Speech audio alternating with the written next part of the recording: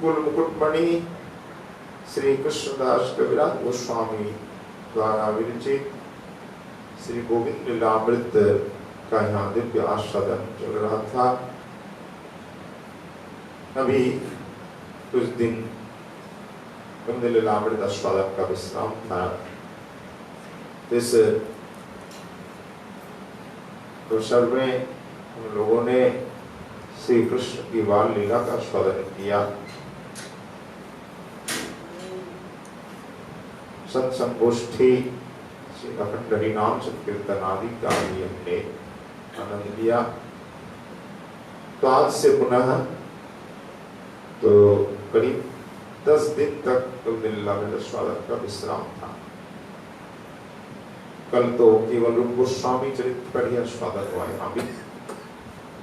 आज से पुनः गोविंद लीलामृत रस आस्वादन प्रारंभ हो रहा है। बोलिए श्री कविराज गोस्वामी जी महाराज की, बाल कृष्ण लाल की, राधा नयनानंद की जय जय श्री राम गौर हरि। तो गोविंद लीलामृत का चतुर्थ सर्ग चल रहा था। चतुर्थ सर्ग में प्रातः लीला का स्वादन हो रहा था। प्रातः लीला में भोजन लीला, भोजन का समापन करीब हो ही गया था,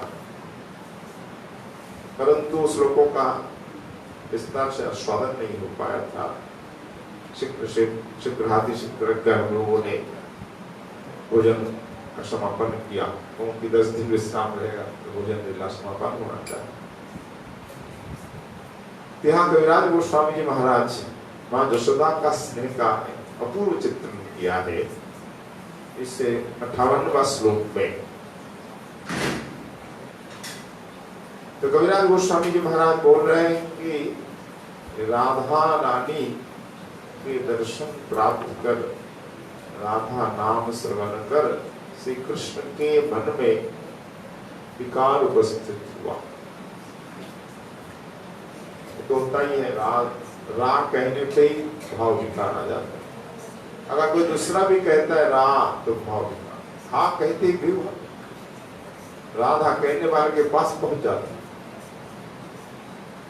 और आज तो साक्षात राधा रानी रश्मि में ठाकुर भोजन कर रहे हैं, 4 नेत्रों का मिलन हो रहा है।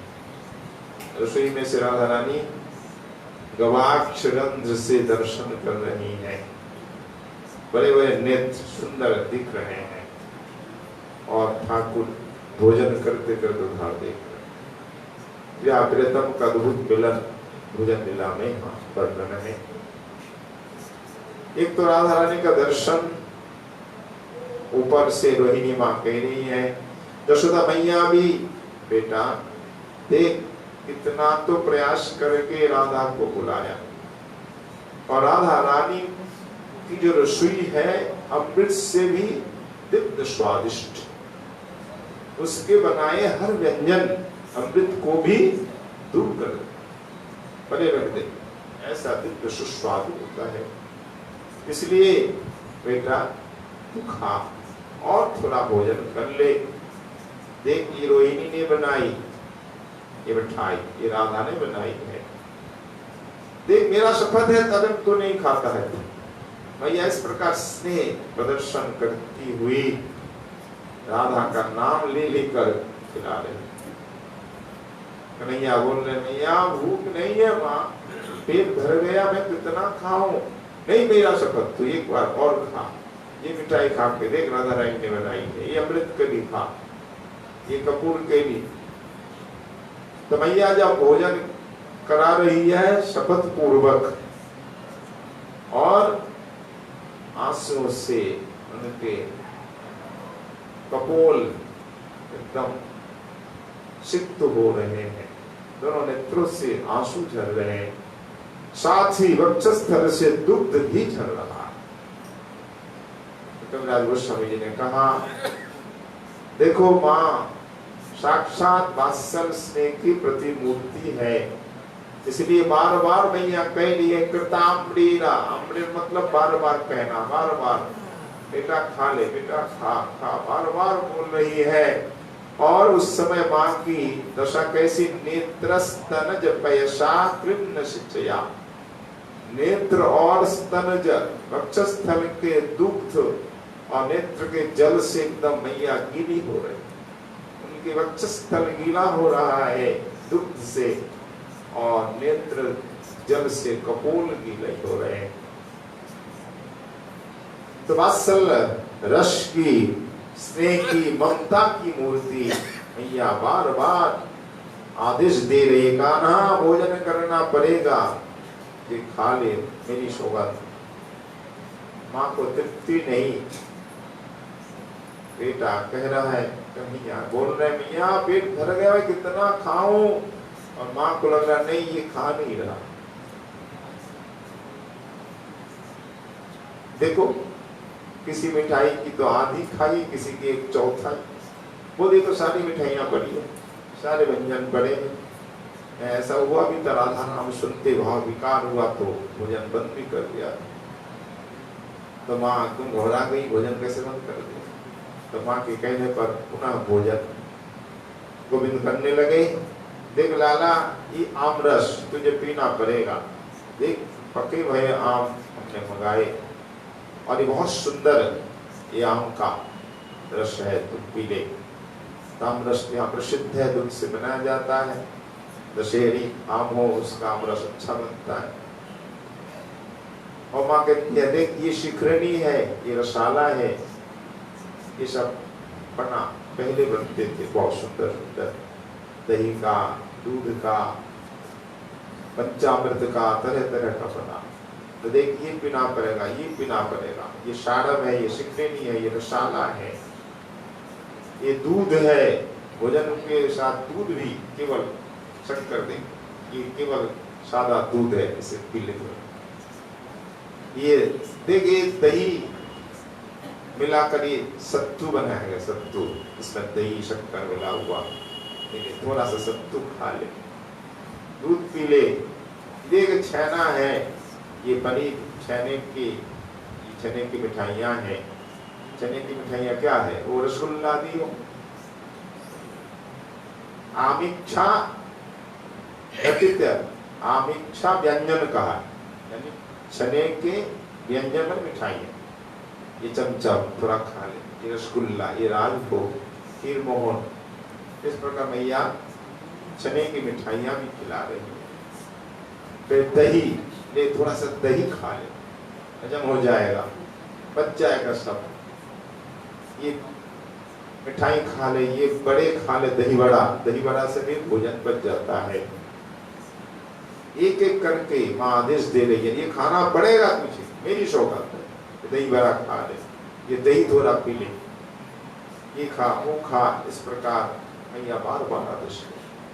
अंत में ये फल खाना पड़ेगा, तो भोजन के बाद फल खाना चाहिए, फल भी मैया खिला रही है, अंगूर खा ले, आम खा ले, ये सेब खा ले, इस प्रकार ये संतरा है, एक फल भी खिला ले। तो श्री कृष्ण बलराम दोनों भैया और सखाओं ने सबने भोजन पूर्ण किया, क्योंकि सबकी उत्सुकता है, बन जाना है ना गौचारण के लिए, इसलिए सबको जल्दी है। भैया अब विलंब न करो, भैया अब हमें जाने दो, अब रहने दो, पेट भर गया, अब कितना खाओ। भक्षम भोज्यम बहुतरमिष्टम लेयम पेयम मृद मधुरते भुक्त्वा पीत्वा रसभर तृप्ता सर्वे भुवन वन गमन के लिए सब उत्सुक हो रहे हैं। भक्षम जो भक्ष्य द्रव्य है, चबाए जाते हैं, चबा चबा कर खाए जाते हैं, वही खाया। ले जो चाट कर खाया जाए, चटनी आदि। पेय जो पानक, पणा, शरबत, इस प्रकार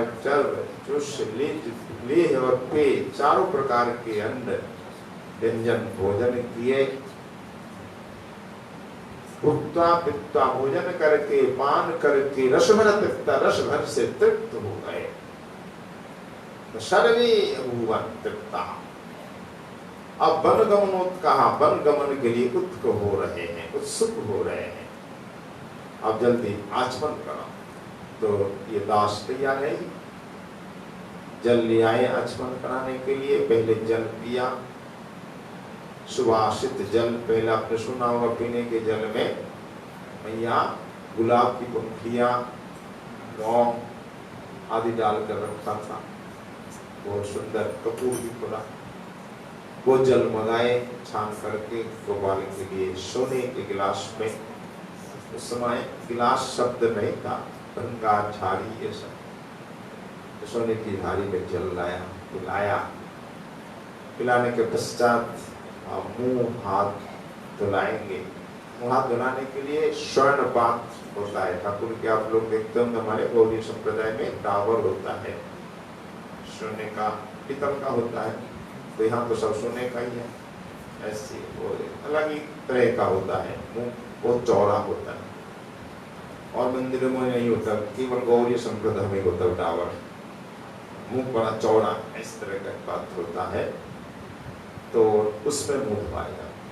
तो टावर लाया गया सामने सोने का, और झाड़ी से जल दिया जा रहा है। सब जल सुवासित, यानी सब सुगंधित जल, सब में कुछ ना कुछ मिला है। कपूर हो, इत्र नहीं, गुलाब जल, गुलाब की पंखुड़ियां, चंदन आदि मिश्रित है। तो सुंदर जल से, सुवासित जल से हाथ मुख धुला रहे हैं सब दास। और हाथ चिकना हो गया, क्या करें, जल से हाथ धुल नहीं रहा। चिकना है ना, कितनी चिकनाई है। ये मिठाइयाँ देखो, व्यंजन देखो, घी के तले भये पकवान, हाथ चिकने हो गए। तब छुटाने के लिए आजकल आप साबुन लगाते हैं, उन दिनों साबुन का मिट्टी होती थी, जैसे मुल्तानी मिट्टी आदि, वो मिट्टियाँ ला दी गई। उस मिट्टी से हाथ रगड़ रगड़ के धोया। मुंह में मिट्टी लगा ली तो मुंह में भी चिकनापन था। मुल्तानी मिट्टी, बहुत सुगंधित मिट्टी, उससे मुंह हाथ को रगड़ रगड़ के धोया। फिर जल से अच्छी तरह धोया, कुल्ला किया।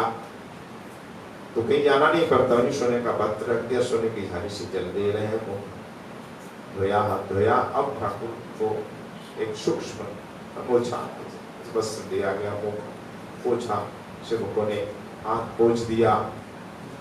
अब आचमन के पश्चात क्या चाहिए, पान। अब एक जम्बुल नाम का सेवक आता है। यहाँ सेवकों का भी बड़े नाम मिलते हैं। ये राधा श्री कृष्ण के सेवक, जैसे राधा रानी की दासी में यहाँ दास, दास भृत, ये शब्द यहाँ प्रयोग हुए हैं। केला लवंग घनसार विमिश्रताभि जम्बूल दत्त रथ दिरगोलिकाभि जम्बूल दत्त पर खदीर गोलिकाभि शीतोज्जलाभिदधिभाष्य मुदामुखस्ते शप्पेन पूर्णमुदरम अग्निजुकरेण। और एक बात रह गई कि मृदुलेशिकया च दंतान, दांतों के भीतर ये सब फंस गए। भोजन के समय फंस जाता है ना सब, उसको कैसे निकाले। ये पूर्व काल से प्रथा रही है, सीख दी जाती है। महाप्रभु भोजन पद में देखिए, ठाकुर राधा कृष्ण भोजन पद में सुवर्ण खरिकाई कोई न दंत शोधन, दंत शोधन सोने की सीख से। पर यहाँ सोने की सीख नहीं बता रहे कबीरा जी महाराज, क्योंकि सोने की सीख क्या होगा, कठिन होगा ना, कठोर दांत में कहीं लगे जाए चोट। मैया को तो स्नेह ममता है अधिक, कोमल कोमल सीखे मंगाई। जनीम की बत्तियां ना, उसके सीख आती है कोमल कोमल, क्यों, वो सीख कभी नुकसान नहीं करेगी, नीम है इसकी। दंत शोधन के लिए नीम की अच्छी वो सीख ला दी गई। दांतों से वो कण सब निकाले, फिर अच्छे तरह कुल्ला किया, वो साफ हो गया, पोछा। अब बैठ गए, तंबुल दिया। यहाँ तो बताया कि तंबुल से पहले इलायची दी गई, लौंग, इलायची, कपूर मिश्रित एक बटिका। क्या गटिक किया जाए इसे, ये मुखवास कहते हैं।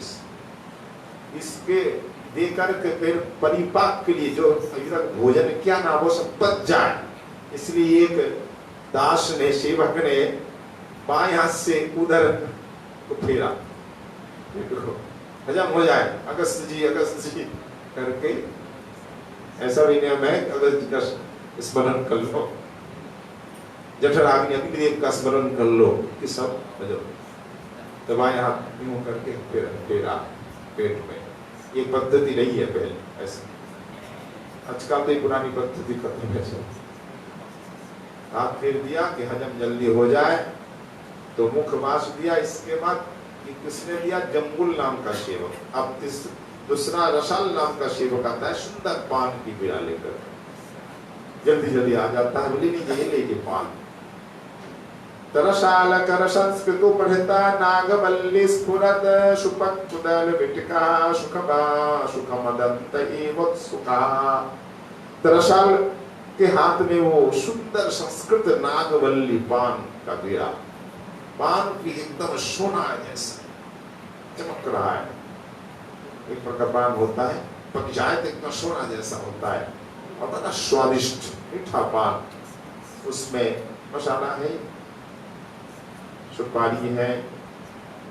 सुपारी को भी पहले आपने सुना होगा, सुपारी भी ज्यादा पकी हुई नहीं, कच्ची कच्ची सुपारी, उसको भी दूध में भिगो रख देते और भी नरम हो जाए। तो सुपारियों को दूध में भिगो करके फिर उसे कतरते, कैसे? सुपारी काटने के लिए है ना, क्या कहते हैं? सरोता। सरोता से एकदम महीन, कैसे जीरा जैसे। और यहाँ तो बताया जैसे आंवला की पत्तियां होती है, बहुत छोटी छोटी होती है, उस तरह काट लिया गया। तो सुपारी, इलायची, लौंग, खदीर मतलब कत्था, कपूर आदि डाल करके बहुत सुंदर पीड़ा बनाई। तो पान का बीड़ा हाथ पे थमा दिया, दास तो मुंह में भी भर देते हैं। अब पान चबाने लगे ठाकुर। तो भोजन के पश्चात पान हजम को जल्दी हो जाता है, इसलिए भी पान के पश्चात थोड़ा चलना चाहिए। भोजन कक्ष से शयन कक्ष त्रिदूर के हो, कम से कम 100 पग, ये नियम है वैद्य शास्त्र में, 100 पग चले भोजन कक्ष, तब शयन करें। तो 100 पग दूर शयन कक्ष तक ठाकुर चल कर गए। इसके बाद वहां सजा हुआ ही सुंदर पलंग, वो सोने के पलंग में जाकर के बैठे। सोना तो नहीं, थोड़ा बैठना बस, बैठे। सखा से पंखा झलने लग गए, सखा नहीं दास, शिवक सब पंखा झल रहे हैं। कैसा पंखा घूमता रहे? इतमिहा विश्रमितम परिचारका शिखिदल व्यजनई समबीजय अवदालयदलम मृदुवीटिका प्रभुमथादयति स्म विलासका सतपदांतर आलय विशाल पल्लंकिका। 100 पग दूर आकर के अपने विश्राम कक्ष में पहुंचे। वहां विशाल सुंदर पलंक है, बहुत बड़ा है।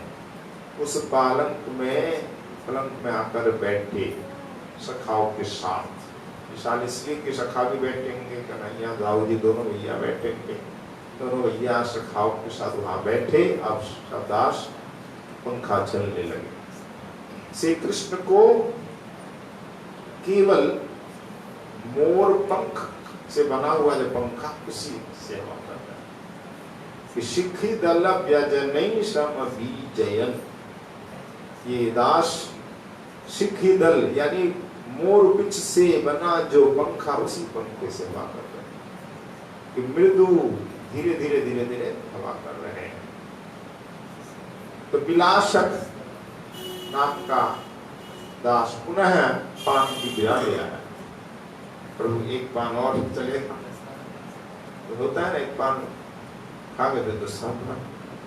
तो विलासक पे दूसरा पान ले आया। पहला पान दिया रसाल नाम के सेवक ने, फिर विलास नाम का सेवक ने फिर दूसरा पान, फिर पान चबाने लगे। तो ये बैठे हैं, विश्राम हो रहा है, तो भोजन के तुरंत पश्चात कहीं जाना नहीं चाहिए। इसके बाद गमन होगा। उधर राधा रानी और रसोई से निकली, ठाकुर गए भोजन करके, राधा रानी निकली। कैसे निकली वर्णन कर रहे कविराज जी महाराज। निष्क्रमदौतांग्रिकरां महानशा दासीगणस्तम्भजनैरुपासितां राधां प्रकोष्ठान्तरगां सखीजनैः विलोकयन्तीं रमणं गवाक्षतः। निष्क्रम्य महानशा यानी रसोई से बाहर आई किशोरी, आकर के धौतांग्री कराम अपने चरण हस्त को धोया, दासियों ने जल दिया, चरण को हाथ धुलवाया। फिर दासियों के द्वारा व्यंजनई रूपासिता पंखा के द्वारा सेवित होने लगी, यानी पंखा चलने लगी दासियां। क्योंकि रसोई से आई है ना, पसीने पसीने हो रही है राधा रानी। राधां प्रकोष्ठान्तरगां सखीजनैः विलोकयन्तीं रमणं गवाक्षतः। तो दूसरे प्रकोष्ठ में किशोरी आई, रसोई से दूसरे कक्ष में, पर वहां से श्याम सुंदर के दर्शन हो रहे हैं। ऐसा कक्ष की जहां विश्राम कर रहे हैं वो कक्ष भी दिखता है। तो किशोरी सामने आकर दर्शन तो नहीं कर सकती, गवाक्ष से, जंगले से दर्शन किशोरी श्री कृष्ण की मोहिनी मूर्ति का कर रही है। समय से कृष्ण की मूर्ति मोहिनी, यानी पान चबा रहे हैं और सुंदर मस्तक को हिला रहे हैं। चरण के ऊपर, बाएं जांघ के ऊपर दाहिना चरण देकर बैठे हैं। एक विलास मुद्रा, बहुत सुंदर।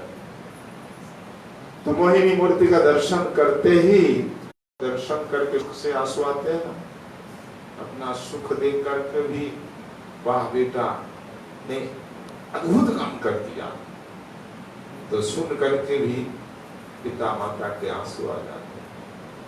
कभी बेटा बहुत ऊंचा पद प्राप्त कर दिया, या खेल में पुरस्कार तो मिला उसे, आदि आदि सुन करके पिता माता खुशी होती है। यहाँ तक कि जिसको पुरस्कार मिलते उससे भी खुशी होती है, जिसको जय विजय मिलते उसको भी खुशी होती, वो भी आंसू, उसके भी आंसू आते हैं। ये आंसू काय के आनंद, आनंद के आंसू। और कभी शोक से आंसू वो तो प्रसिद्ध है ही, पर इन दोनों आंसुओं में भिन्नता है। दुख के आंसू गर्म होते हैं और सुख के आंसू शीतल। राधा रानी के ये आनंद अश्रु नेत्रों में है, अंग में पसीना भी ये आनंद जात है। तो माँ को लगा रही किशोरी अभी भी पसीना से, पसीने से लथपथ हो रही, क्या बात है। ओ अभी अभी रसोई से आई ना, बहुत परिश्रम हुआ है रसोई में, उस परिश्रम के कारण ये पसीना बह रहा है। दासियों से कहा यशोदा जी ने, अरे दासियां कर क्या रही है तुम, जल्दी जल्दी करो ना, पंखा चलो तेज तेज, चलो तेज तेज। तो दासियां तेज तेज पंखा चलने लगी, पर ये पसीना परिश्रम का नहीं है। माँ को नहीं मालूम, माँ तो वात्सल की मूर्ति है ना। माँ के लिए बेटा बेटी हर समय बालक है, कुछ नहीं जानते। माँ के लिए ऐसे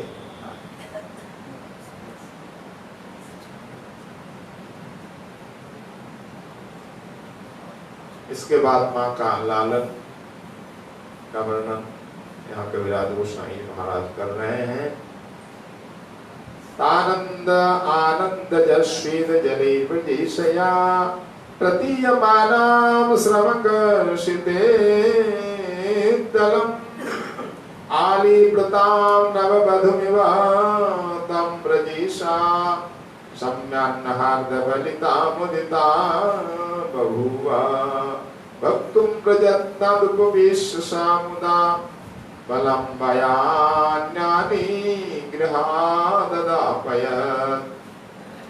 तो दासी गण राधा रानी को पंखा चलने लगी और यशोदा जी स्वयं निकट में उपविष्ट यानी बैठी और रोहिणी से कह रही है अब किशोरी को भोजन कराओ। तो भोजन के लिए बैठ गई राधा रानी और सखियां भी, दासियां नहीं बैठती, ललिता, विशाखा, चित्रा, तुंगविता, चंद्रलतिका, इंदुलेखा, नंदिनी, सुदेवी आदि दासियों के साथ, सखियों के साथ राधा रानी भोजन के लिए बैठी और यशोदा मैया एक स्वर्ण चौकी में बैठ करके रोहिणी से पुरुष करा रही थी। रोहिणी ये दो मैया निर्देश देती जा रही है। तो रोहिणी मैया अन्न व्यंजन मिठाइयां जो है परोसने लगी।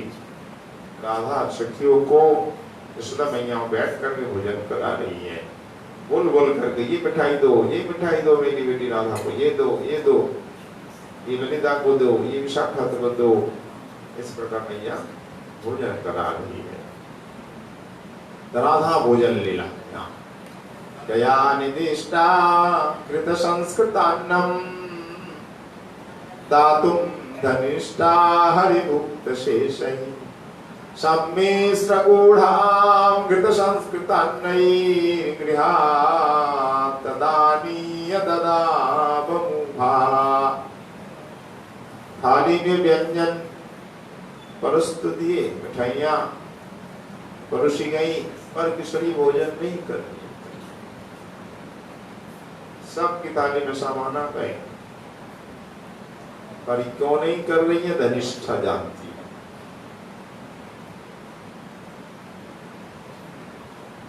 तो कुछ कृत संस्कार व्यंजन मतलब घी से तले पकवान, देशी घी के, उन पकवानों के भीतर गुप्त रूप से श्री कृष्ण का अधरामृत मिलाया धनिष्ठा ने, जिसे कोई नहीं देखा। उस पकवान के साथ श्री कृष्ण अधरामृत मिलाकर राधा रानी को दिया, किशोरी आप भोजन शुरू करो। तो श्री कृष्ण का अपने प्रियतम का अधरामृत मिला, तब किशोरी भोजन शुरू कर। हमारे लिए भी ये शिक्षा है कि हम लोग भी गुरुजनों का अधरामृत के साथ भोजन करें। राधा कृष्ण ठाकुर का प्रसाद चाहिए। इसके अलावा गुरु महाराज बड़े जो पूज्य जन है उनका भी अधरामृत मिले, तो ये लाभ है।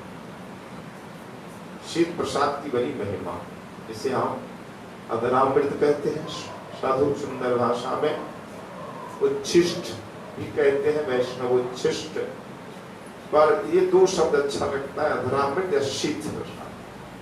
वर्तमान में शीत प्रसाद शब्द बहुत प्रसिद्ध है।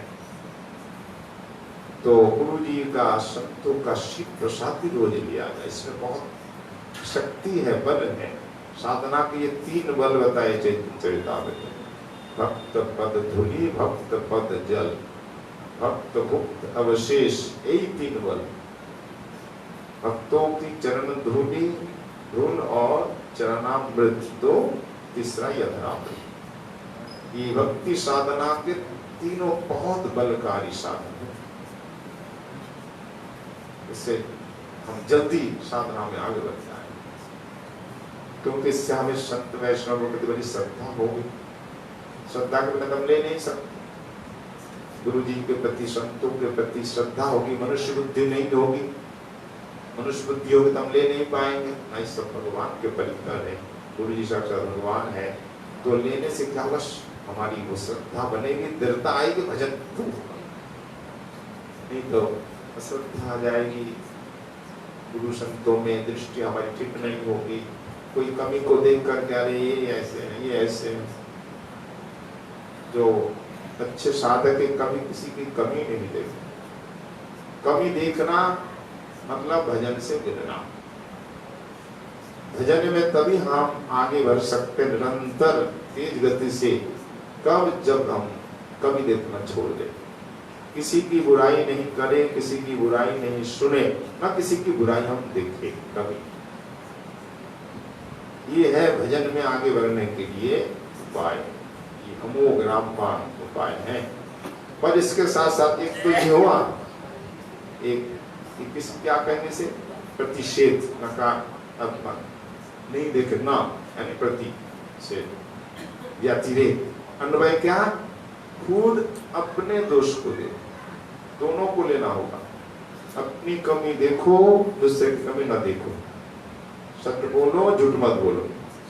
ठीक इसी प्रकार आदेश पहला चाहिए साधक को अपनी कमी देखें, रोज इसके लिए आत्मनिरीक्षण करें कि आज मेरी स्थिति क्या है, मैं कहां पर हूं, भजन कितना हो रहा है, मुझ में जो कमियां हैं वो गई कि नहीं, यथावत है या बढ़ी या कमी। आत्मनिरीक्षण निरंतर रोज करना चाहिए, अपनी कमियों को देखना चाहिए। महान साधक ही अपनी कमी को देखता है, पर दुर्जन कभी अपनी कमी देख नहीं पाता। दुर्योधन ने कभी अपनी कमी नहीं देखी, युधिष्ठिर ने हर्ष में अपनी कमी देखी, किसी की नहीं। तो साधक का आगे बढ़ना है, अपनी साधना रूपी गाड़ी को सरपट दौड़ानी है, तो हमें निरंतर अपनी कमी देखनी होगी, दूसरे की बुराई नहीं, कमी नहीं। सब सुनते, सब भजन कर रहे हैं, बस इतना ज्ञान कर। रघुनाथ भट्ट गोस्वामी का चरित्र ऐसे ही बताया गया है चैतन्य चरितामृत में। तो श्रीमद् रघुनाथ भट्ट गोस्वामी क्या जानते, सभी संत है, सभी पूज्य है और सब भजन कर रहे हैं, बस ये दृष्टि रखो, किसी की कमी नहीं। और अपने लिए मैं कुछ नहीं करना, मैं कुछ नहीं जानता, भजन बन नहीं रहा, काम क्रोध लोभ सब भरा है मुझ में, धिक्कार देना अपने को, रुदन करना, प्रार्थना करना प्रभु से। ठाकुर महाशय की कामे मोर हत चितो नाही माने निज हित, माने ना घुचे दुर्वासना। हमारे आचार्य इस प्रकार सिखा गए हैं। नरोत्तम ठाकुर महाशय ओह नित्य परिकर है, प्रेम भक्ति के महाजन कहा गया उन्हें। ऐसे नरोत्तम ठाकुर महाशय बोल रहे हैं कि मेरे मन में जो दुर्वासनाएं हैं वो नहीं जाती, नहीं मिट रही है, काम के द्वारा मैं हत हूँ, काम क्रोध के दास बन गया, हाय मेरा क्या होगा। इस प्रकार रो रहे हैं, इस प्रकार हमें रोना होगा, अपनी कमी को देखना होगा। और दूसरे में देखे सब संत है, भजन कर रहे हैं, तो आपकी गाड़ी बिल्कुल बिना रुके चलेगी। एक्सप्रेस शताब्दी से भी आगे बहुत तेज गति से आपकी गाड़ी चलेगी। अगर इसके विपरीत दूसरे की कमी हम देखने लग जाएं तो गया। आप अभिमान करें साधन का, मैं तो इतना साधन करता हूँ, इतने दिनों से ब्रज में वास कर रहा हूँ, मैं भजनानंदी हूँ, मैं वैरागी, मैं जानता हूँ, विद्वान हूँ, तो गया। फिर भजन की गाड़ी अटक जाए।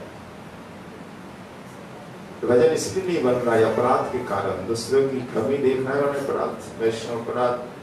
एक अपराध हमारी गाड़ी को रोक देता, चल नहीं पाता। हमें चलना होगा केवल अपनी ही कमी देख करके, और सबको प्रणाम करना हो, सब भजन करे, सबे भजन करे, यही मात्र जाने चैतन्य चरितामृत, ये सब भजन करे। अगर कोई आपको सुनाता भी है बुराई, नहीं सुने, नहीं, सब भजन कर, सबको प्रणाम, मैं नहीं सुनता, वहां से उठकर चले। तो आपको कोई नहीं रोक सकता सफलता में, कोई नहीं रोक सकता। ये सफलता की कुंजी है, इससे बढ़कर कुछ भी नहीं।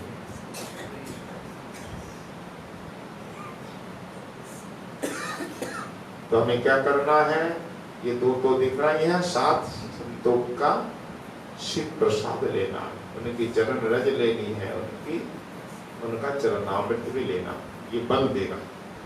यही तो बल देगा महाराज। इस प्रकार दृष्टि आएगी कैसे?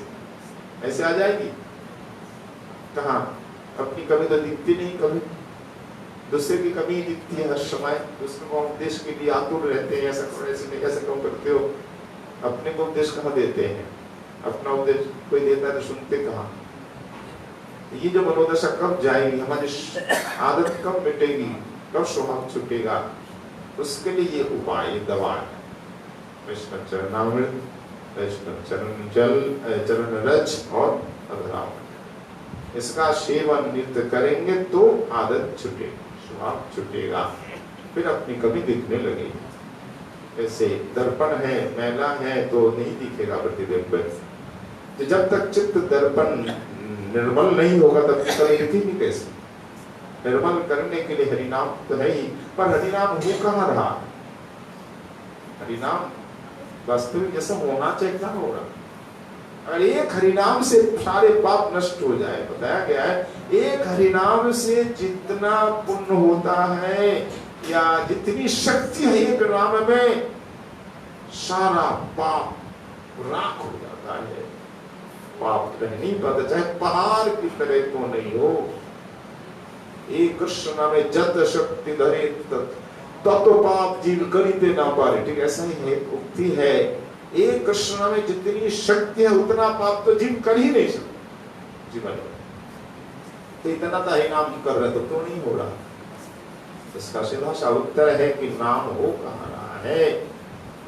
अप्राकृत नाम रूप लीला हमारा प्राकृत ये सब इंद्रियां, तब प्राकृत वस्तु कबू नहीं प्राकृत गोचर, प्राकृत वस्तु प्राकृत इंद्रियों के गोचर नहीं है। इसलिए ना तो हम ठीक से दर्शन कर पा रहे, न लीला श्रवण कर पा रहे, न चिंतन न कीर्तन, कुछ हुई नहीं। नाम नामाभास नाम अपराध, अपराधी हो रहा। नाम में रुचि नहीं, संतों में कमियां देखना आदि आदि क्या है, अपराध है। तो वास्तविक नाम करेंगे तभी तो चित्त मार्जन होगा। तो शुद्ध नाम करने के लिए ये उपाय है कि संत की चरण रज मस्तक पे लगाओ, चरणामृत पियो, अधरामृत खाओ, तो चित्त मार्जित होगा, हरि नाम में रुचि हो, फिर नाम होगा भजन होगा, फिर हमारी गाड़ी सर पर दौड़ेगी।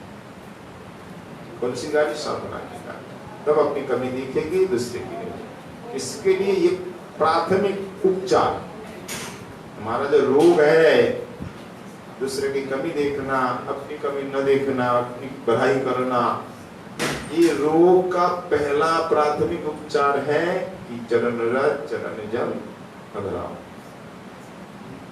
आजकल तो हमारा श्रद्धा ही नहीं गुरु चरणामृत में, गुरु अधरामृत में। यहाँ जितने साधक वैष्णव बैठे हैं, कौन ऐसे है कि रोज गुरु अधरामृत लेता होगा, गुरु चरणामृत लेता होगा? ऐसे बहुत कम हो गए। पहले तो खूब होते थे, गुरु चरणामृत के बिना कोई भोजन नहीं करता। एक शिष्य हुआ, ऐसे कहा स्वामी रामानंद जी,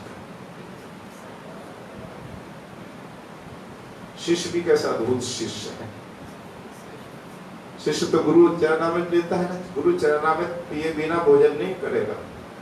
वैष्णव को ये नियम रखना चाहिए, ठाकुर चरणामृत, गुरु चरणामृत, वैष्णव चरणामृत, तीनों मिल जाए तो बहुत अच्छा, सोने में सुगंध। तीनों चरणामृत लेकर ही भोजन कर, इससे पहले भोजन नहीं।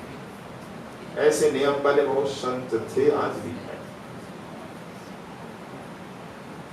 ये तो स्वाभाविक है, पर ये उल्टी बात थी। स्वामी रामानंद जी ने तभी कहा, तभी तुमको दीक्षा देंगे जब तुम अपना चरणामृत मुझे रोज दो। अद्भुत कथा है। और वो भी दृढ़ संकल्पित नहीं, मैं तो आप ही से दीक्षा लूंगा, तो आप ही से लूंगा, किसी से नहीं लूंगा। तब स्वामी जी ने शर्त रखी, दीक्षा तभी दूंगा तुम जब हमको रोज चरणामृत दोगे, मुझे चरणामृत दिए बिना भोजन नहीं करोगे। उल्टी बात। गुरु की संतुष्टि के लिए स्वीकार करें, ये राग मांगी जैसी बात हुई। ठाकुर की संतुष्टि के लिए दे देते ना चरणामृत, चरण रज भी यहाँ के सखा, तो ठीक है गुरु जी आपकी आज्ञा, अवश्य पालन करेगा। आप इच्छा दीजिए, और रोज चरणामृत, जब तक गुरु जी का नहीं दिए तो खाते नहीं। एक बार गुरु जी कहीं चले गए, भोजन नहीं किया, फिर गुरु जी का आना पड़ा, कहीं दूर गए थे, ना मेरा शिष्य भूखा है, चरणामृत लिया तब भोजन। भक्त वाली कथा ही ऐसी अपूर्व दुर्लभ। ते निष्ठा हमें सिखाने के लिए कि तुम भी निरंतर रोज नियम पूर्वक चरणामृत लो। इसलिए आज भी चरणामृत लेने की प्रथा है। गोस्वामी तुलसीदास जी का चरणामृत रखा है, बताते हैं चिपी गली निम्बाल कोट में, और गोपी वल्लभपुर मेदिनीपुर श्यामान प्रभु की जो भजन स्थली या साधना स्थली है, वहां भी अनेकों संतों के चरणामृत स्वामी श्री ऋषिकानंद प्रभु ने, ऋषिकानंद जी के समय खूब साधु सेवा होती थी। जगन्नाथपुरी जाते थे सब, वहां होकर सब विश्राम कर, संत की मंडली जमा 2000 थी, संतों की बड़ी सेवा करता, सबका चरणामृत रखते, बताए जाते कि आज वो चरणामृत सुख नहीं जाता, जल डाल देते, भाई है तो कण तो है उसमें, वो कण तो नहीं गया ना, प्रभाव तो है, जल डालते जाते, लेते जाते, जल डालते। तो संत चरणामृत लेने की प्रथा बहुत पुरानी है। संत चरणामृत पीने की आप देखते हैं, हमारे ठाकुर भी सुदामा जी के पिते की नहीं, चरणामृत की महिमा भागवत में सब पुराण में सब जगह। तो साधना में रुचि लाने के लिए, आग्रह लाने के लिए, श्रद्धा लाने के लिए हमें चरणामृत पीना होगा रोज। चरण रज लगानी होगी। अगर कोई संत चरण रज नहीं देते तो क्या इस सड़क को माथे पे उठा कर ले जाएंगे? सड़क पे तो बड़ी होगी ना, सड़क से रज लीजिए, आंगन से रज लीजिए। यहाँ में सब संत आते हैं, भक्त आते हैं, बैठते हैं, यहाँ की रज लीजिए, ऐसा करते हैं बहुत से वैष्णव, बहुत सी माताएं।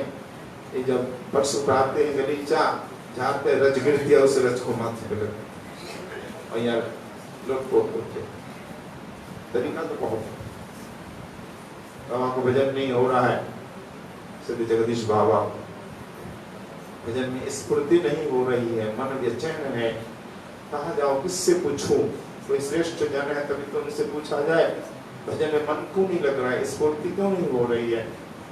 तो उन दिनों श्रृंगार रत्न गोस्वामी जी प्रेमानंद जी थे, बड़े सिद्ध पुरुष, उनके पास आए जगदीश बाबा, गोस्वामी जी भजन में मन क्यों नहीं लग? भजन में मन लगने का कारण है कि भोजन अपने अशुद्ध किया हो, कई भंडारे खा लिए, भगवान आदि खा लिए, अन्न से मन बनता है, जैसा खाओगे अन्न वैसा बनेगा मन। अगर धन ठीक नहीं, शुद्ध नहीं, भोजन बनाने वाला का चित्त पवित्र नहीं, तो भोजन करके आपका भी चित्त विचलित होगा, भजन मन नहीं लगेगा। इसलिए धन भी शुद्ध हो, बनाने वाला भी शुद्ध हो, वस्तु शुद्ध हो, तीनों शुद्ध हो, धन शुद्ध हो, वस्तु शुद्ध हो, बनाने वाला शुद्ध हो, तो भजन होगा। इसके भंडारे आदि में संत कम जाते हैं, जाते ही केवल अपने स्वयं बना लेते, सुखारू का टुकड़ा कर खालू, ये सबसे शुद्ध भोजन है, अपने हाथ में बनाओ, थोड़ा बहुत सुखारू का ठाकुर को दो, खाओ। मधुपुरी करके लाओ, मधुपुरी में दोष नहीं है, थोड़ा थोड़ा लेंगे तो कोई दोष नहीं है, और ज्यादा लिया एक घर से 2 रोटी तो फिर ज्यादा हो जाए, 2-4 नहीं। ये पंडित बाबा आदि उससे पूर्व हमारे आचार्य जनों की युक्ति रही है कि मधुपुरी का मतलब क्या, मधुकर इव वृत्ति मधुपुरी। आज मधुपुरी का वो जो परिभाषा है नहीं है, 1 रोटी की चौथाई। मधुकर कितना खाता है भगवान? थोड़ा थोड़ा लेता है, थोड़ा थोड़ा। पंडित बाबा सबसे बोलते कि 1/4 दो, आधी रोटी नहीं दो। आज कोई आधी देता है क्या? देता भी 1-2 ज्यादा भी, घी चुपड़ी, मालपुआ, पूरी, मिठाइयाँ भी देते हैं।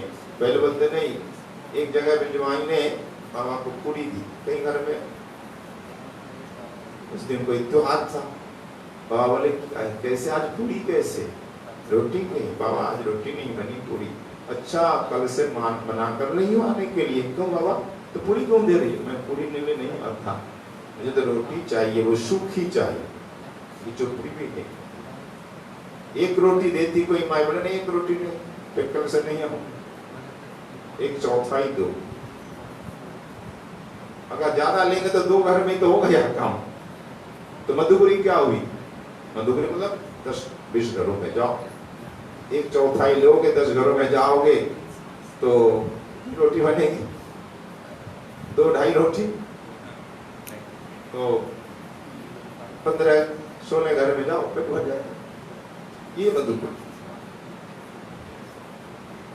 तो वो शुद्ध माना जाता है, इसलिए कि थोड़ा थोड़ा जहर खाओगे तो कुछ नहीं नुकसान होता, हम तो खाते ही रहते रोज। तो मधुपुरी थोड़ा थोड़ा लो और भजन खूब करना होगा, ये उपाय है। ये तो मधुपुरी शब्द के लिए नहीं है, जो निरंतर भजन करता है त्यागी वैरागी शब्द के लिए, और साधारण गृहस्थ सेवक के लिए, उनके लिए तो वैष्णव के लिए स्वयं भोजन बनाओ, ठाकुर का अर्पण करो, प्रसाद शुद्ध स्वात्विक, ज्यादा मसाला नहीं, तिल नहीं, खूब शुद्ध स्वात्विक।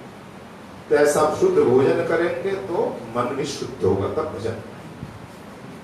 इसलिए बाबा ने बस से पूछा कि आपने कोई भंडारे खा लिए अशुद्ध अन्न? नहीं बाबा, तो साईं हम तो भंडारे जाते नहीं, मधुबनी लेते हैं बस कोई एक टूक, मतलब ना टूक, कुत्ते को जैसे देते हैं ना टूक।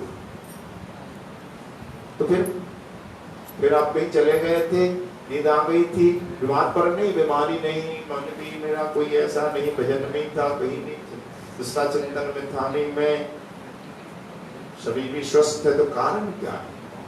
चलो कारण कोई भी हो सकता है, बहुत से कारण हो जाते हैं, ज्ञात नहीं हमें, तो उपाय है, दवाई तो है। क्या दवाई है?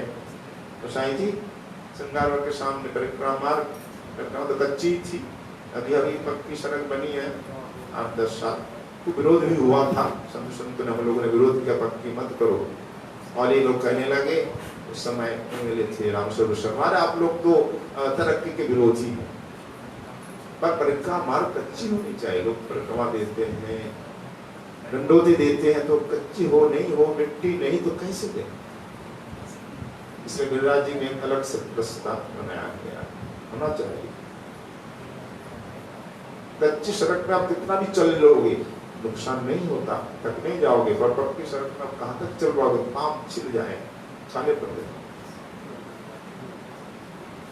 तो कच्ची सड़क सुंदर रच, हजारों नित्य परिक्रमा दे रहे हैं, तो देखो ये देखो परिक्रमा वो यमुना जी, आप इस मार्ग में लेट जाइए, आपको चरण रच, ब्रजरज चरण रच दोनों वस्तु मिल जाएगी, आप लेट जाओ, लौट पड़ जाओ। देखो राम बाण है, ये राम बाण दरबार है, और सचमुच ऐसा ही हुआ, जैसे ही लेट गए, लौट हुआ, तुरंत मन इतना पवित्र हुआ, इतनी स्फूर्ति होने लगी, बोले गोसाई जी आपने तो बहुत दिव्य दरबार बता दी। फिर बाबा खूब ले, तो वैष्णव चरण रज की महिमा हुई ना, ये परिक्रमा देते हैं, ब्रजरज की महिमा ही, साथ साथ संतों की रज आज भी महिमा है। संत रज में चरणामृत में और अधरामृत शिव प्रसाद, इससे क्या होगा? भजन में रुचि बनेगी, खूब आसक्ति भजन खूब कर सकते हैं। इसलिए राधा रानी हमें शिक्षा दे रही हैं, भोजन करो तो ठाकुर का प्रसाद जरूर हो, प्रसाद ही खाओ और कुछ नहीं, शिव प्रसाद ठाकुर का, संत का, वैष्णव का रोज। राधा रानी तो प्रियतम का ही लेगी, पर हम ठाकुर का भी लेंगे। सखियों, राधा रानी सखियों का की बात हुई, साथ साथ गुरु संतों का, शिव प्रसाद के साथ भजन, तब हमारा भजन क्या होगा? निष्कंटक होगा, निर्वाण चलेगा। आज यहीं तक लीला कथा का विश्राम देते हैं।